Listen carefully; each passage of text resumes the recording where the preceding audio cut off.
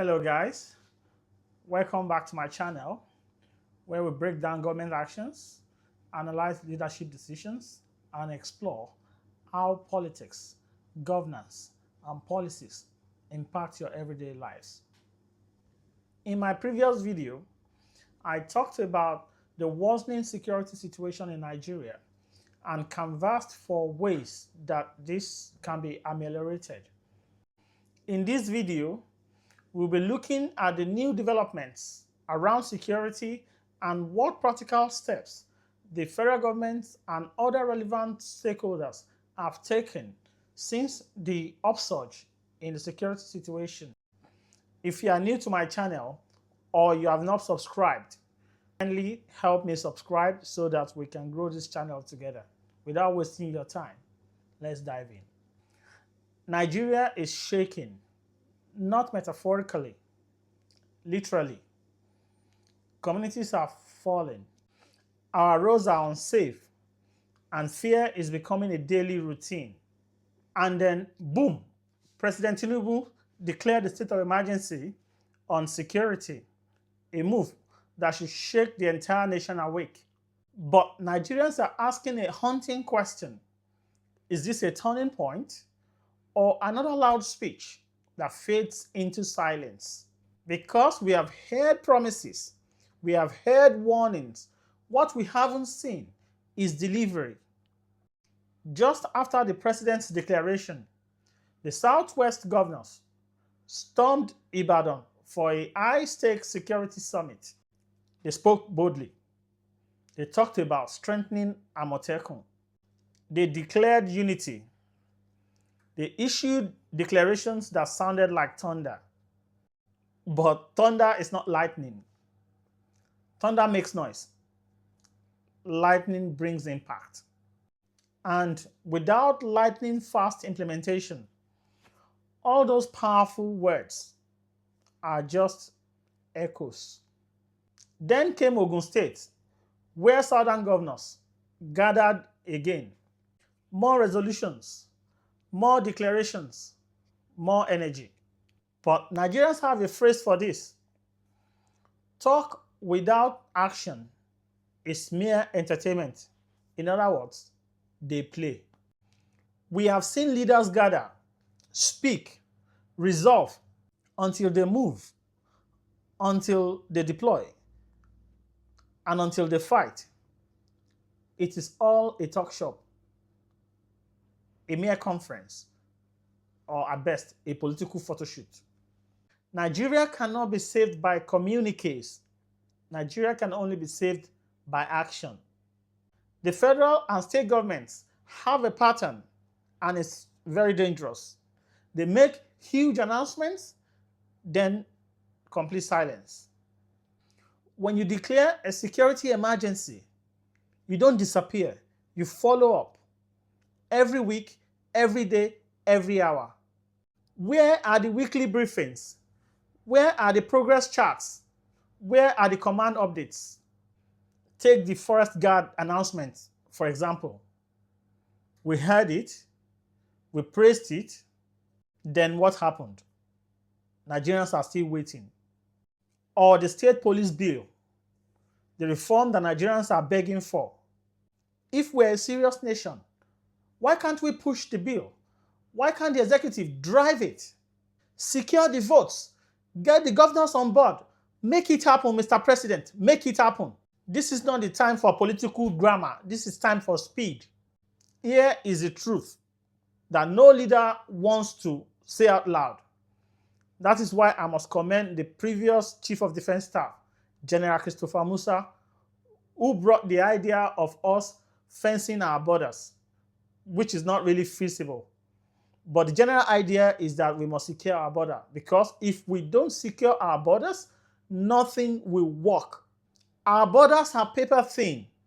The Sahel is boiling with extremist groups, and they don't need passports. They just walk in, blend in, strengthen local criminal networks, and wait. Without border control, Nigeria cannot win this battle. It will only be a matter of time before they fire outside, becomes a wildfire inside. This is not fear-mongering. It is a reality. Now, let's talk about the most sensitive issue, the Nigerian military. People are whispering. Analysts are concerned. Citizens are frustrated. The belief is growing that the top of the military is no longer hungry, no longer driven, maybe even compromised by the billions pouring into security budgets. It feels like the higher the insecurity, the higher the budget.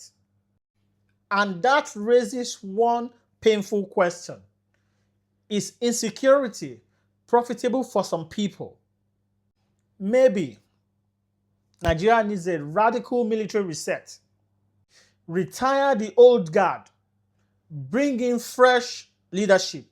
Make colonels the highest military rank in Nigeria temporarily. Rebuild from scratch, clean, motivated, patriotic soldiers.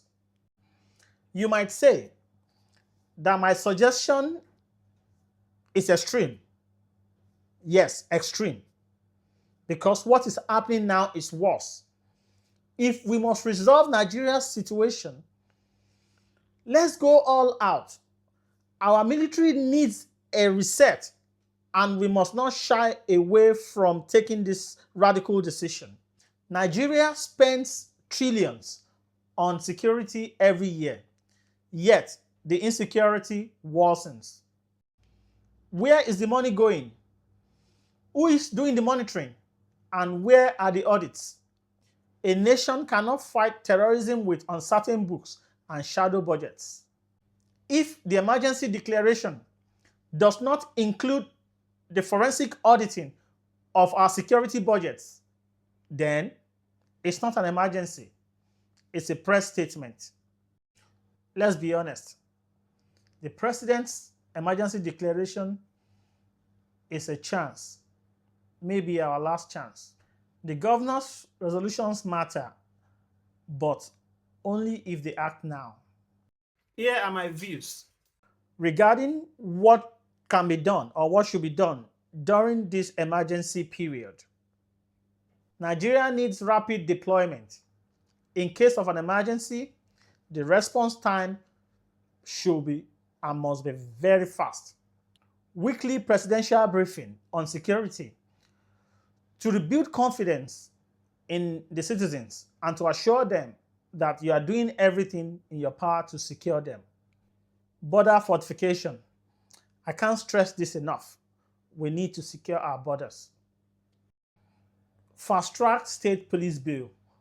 Work with the National Assembly and governors as well as other stakeholders to make sure that this bill is fast-tracked and in no distant time we have state police.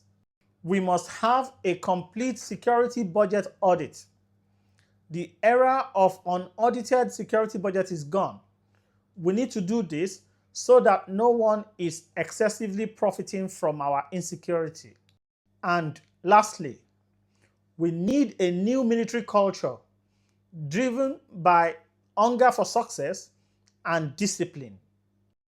I believe Nigeria is not out of time yet, but the clock is ticking loudly. This is not about politics. This is about whether Nigeria survives the next decade. Act now before the emergency becomes irreversible. If you have enjoyed this video so far, please subscribe to my channel so that I can bring you more analysis regarding our country. Stay safe, be good. Thanks for watching.